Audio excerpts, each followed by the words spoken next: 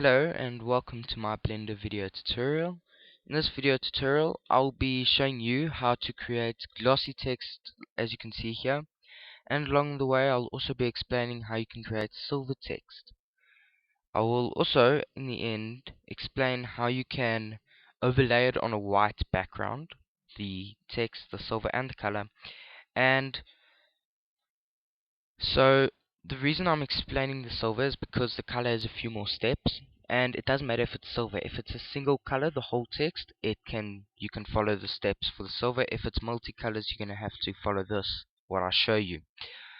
So let's start up a new Blender file. I already have one. My screencast keys crash if I'm recording and I start up a file, so I just have to have it open already. So let's delete the default cube and add in a text object. And let's just type in, I'm going to type in Blender Geek. Now you can go here to the font, the object data, and just change the regular to whatever you want. So I have this font here. I'm not sure where I got it. I just love it. It looks good. I don't know why I don't use it for my logo. So rotate X along 90. Go to front view, and there. Align the camera by just going to front view, Control Alt Numpad 0. Align the camera in front of the text. Make sure you don't cut out too much of the sides. Whoops. So just like that. Wait, sorry. Like that, that's good. Now, go and extrude the text a bit. And like that, doesn't really matter actually. And give it a bevel of 0.005. Just like that. Perfect. And what this bevel will do is just it'll give that like reflection over there, for example, just that blue there. So that's what the bevel's for. Also select the camera now, go to orthographic, so in the camera's properties, and set the scale to about 5.978 should work. Okay, and scale this text up. I'm just going to scale it to 1.3. And the reason I'm doing this is because I have all the measurements on me and I need the size to be accurate for the measurements to work. So now go and delete the lamp. I'm also going to move the camera a little back, and it doesn't matter if you move the orthographic camera back, it won't affect the zoom. So now select the lamp, just delete it, and now we need to switch to cycles. First, let's go and change the background. I'm not going to bother ticking use nodes. Actually, I don't think you should. Go and give it a render, and you should see nothing. Go and add in a plane. So we're going to use planes to light up. And yeah, so rotate it along the x-axis by 90 degrees. And drag this one about 3 units back, just less, like that. Scale it along the X, and then in the camera view, scale it down so that it just doesn't reach the top and bottom of the text, just like that. Now, go give this a material, call it lamp big. It's given an emission and a strength of 3. Sorry, no. A strength of 2, I think it was. Let's check over here. Oops, wrong one. So let me just check. It's 2. Yes, it's 2. Then you want a bigger one in front, a smaller one, sorry. Shift D on the y-axis and just past here. So just in 2 units range. Go into camera and scale that so that it's covering less. I'm gonna make I like to have it top and bottom of the E here, like that. And click the 2 here so that the materials aren't linked anymore. Call it lamp small. Set the strength to 10. Now you can go and give it a render. Now you're going to see a lamp. Now to prevent that, actually I think we can change that orthographic scale a bit more, by the way. So zoom it in, let's just change it a little more. That's good. There. Now, if we give it a render now, you'll see the lamps are on the way. Now we're not moving the lamps back. Instead, we are going to make them invisible to the camera.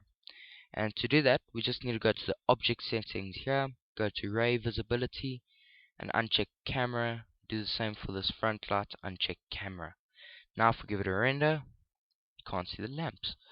Just remember to save it also. So you can't see the lamps anymore. It's hidden. Now let's start working on this text material. So if you're doing silver text, you can skip, you don't need to Alt-C convert to mesh and then go and separate like this. You will separate them later. You don't need to Alt-C. You can keep it as text if you want, if you're doing a single color. So give it a new material, set it to glossy, and we'll separate them now. I'm just doing it, setting the material now for the whole text. And give it a glossy. And let's make it, if you're doing silver, make it about there. I'm going to do my logo's colors, so that's a orange about there. And the important thing is to make the color darker than what you want it to come out, because when you do compositing, this is that color. When we do compositing and we add in the glare, it's going to be brighter, and if it's too bright, you won't be able to see this brushed metal texture we're going to add. So just that it's darker than you want it, not too dark though. Now go into edit mode, tab, and don't worry about the roughness, I'll show you now. Go P, select the one of the letters, P with box select B, P separate by selection. Now if we tab out of edit mode, these are two separate objects. So now select the B for blender and press the 2 there. I'm just going to call this text blue and this one text orange. It's always good to name your materials, and just change this to a, you can bring up that color all the way, and I'm just going to change it to a darker blue like that, because remember, it will become lighter. Now if we give it a render, it looks great, except that there's no roughness. Now about the roughness, I said I'll show you that. Let's go and fire up the node editor, just like here. Oh, oops. We're going to have to UV unwrap. So to do that, people that are doing it single color, you are going to have to convert it to mesh. And if you were doing that, you just had to make one material and apply it to the whole thing. But you're going to have to convert it to mesh. Now I'll just join these two again, the two text objects. Go into edit mode and select all. Then go here to the UV image editor. Just close this render. You project from view, and then the important thing is to scale it in like that. Just squash the text, not totally, but a little. Now tab out and let's go into the materials here. We're going to add in a texture, a noise texture. Now the size for the noise texture should be 1000, the scale. And this will ensure, if we go here, a nice way to test for, by the way, is add in another shader, emission 1, make sure the strength is 1, and plug in the color there.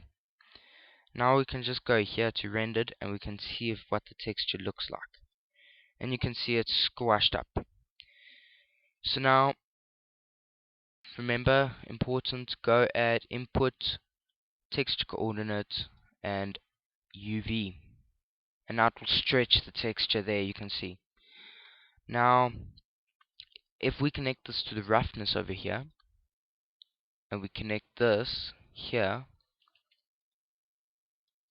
you will see that we have... Okay, now the roughness is giving us issues. So I found a nice solution is if we go to converter, add a color ramp first also, so that we can have more control because it needs to be black and white, which should be. And just drag this white down a bit like that, I found works. Now, and that's basically just controlling how, what would I say, it's how obvious the texture is.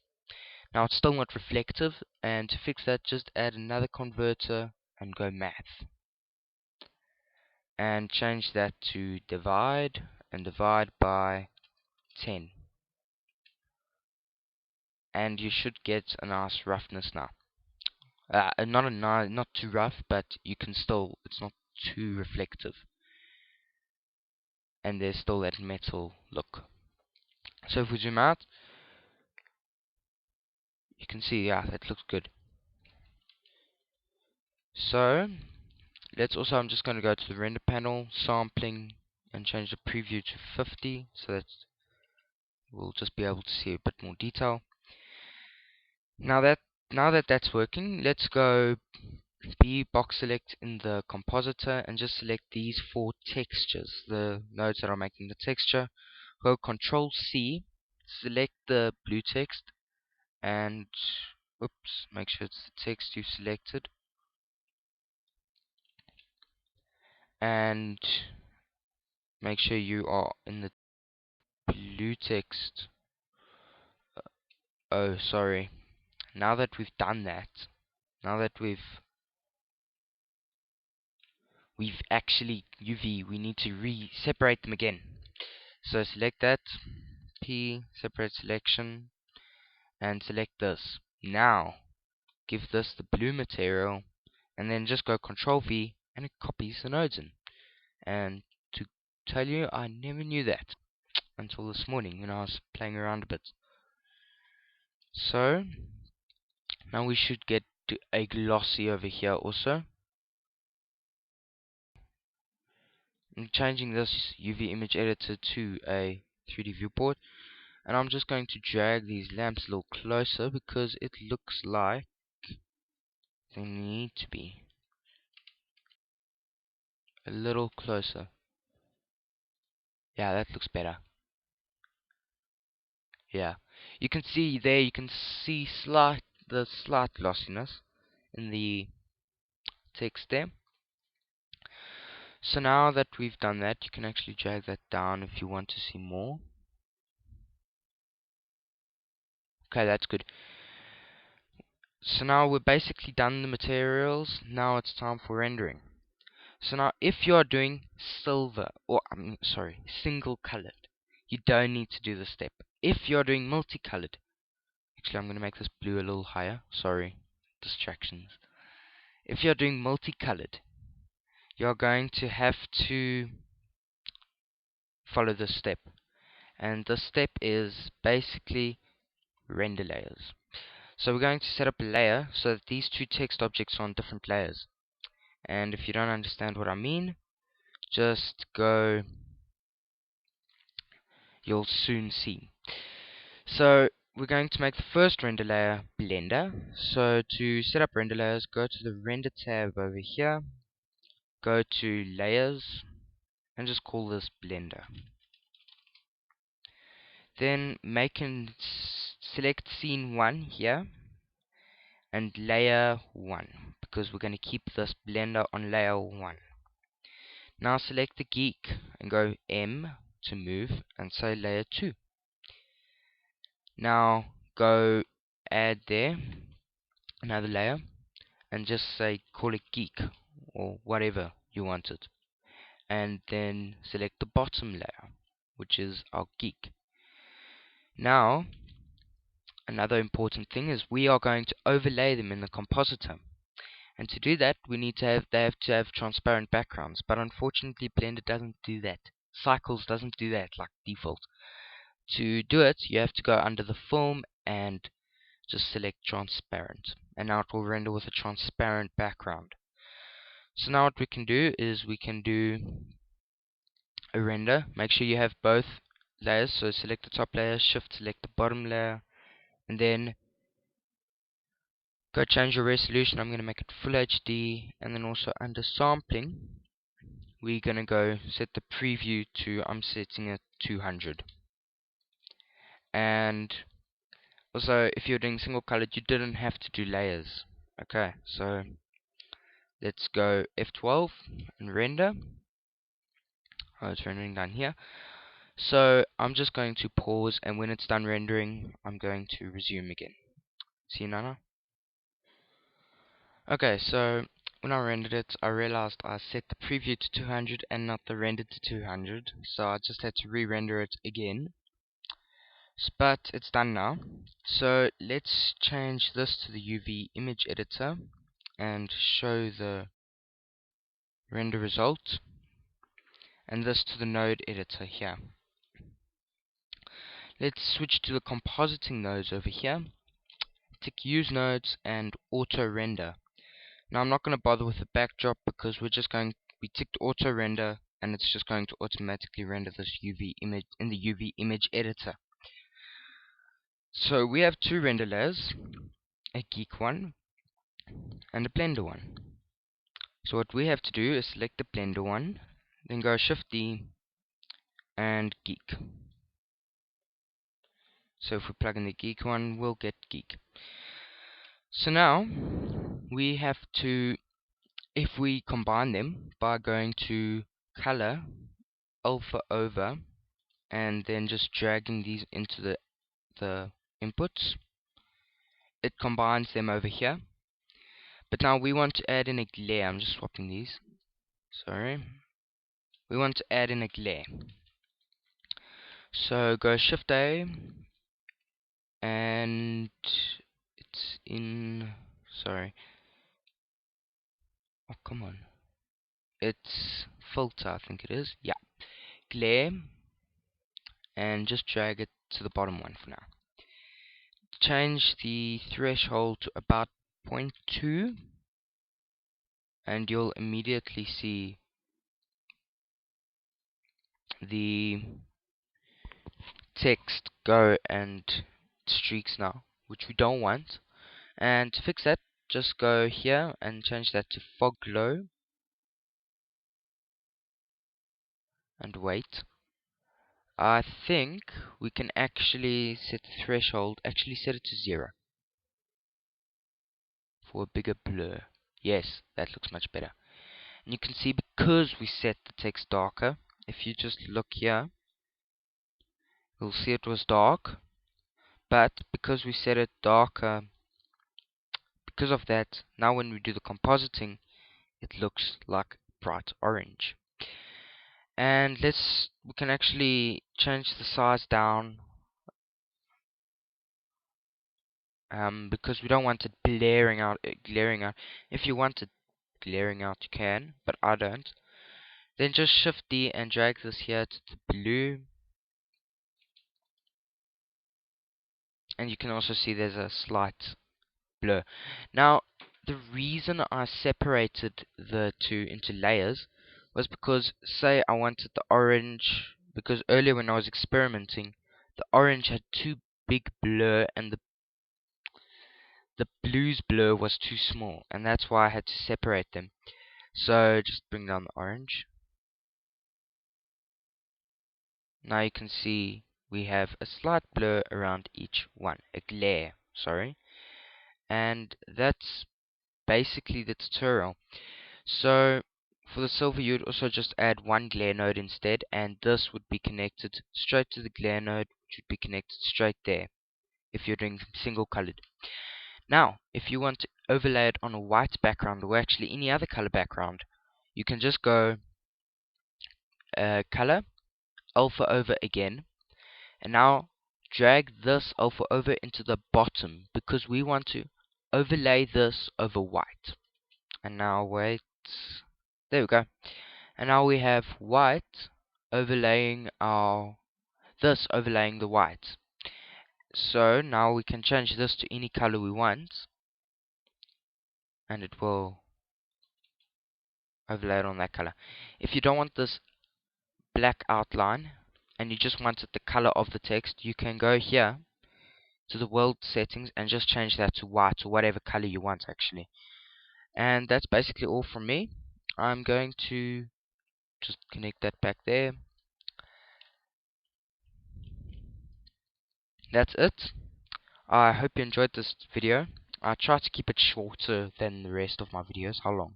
20 minutes now. I tried to keep it shorter, but because I had a few comments talking about how long they were.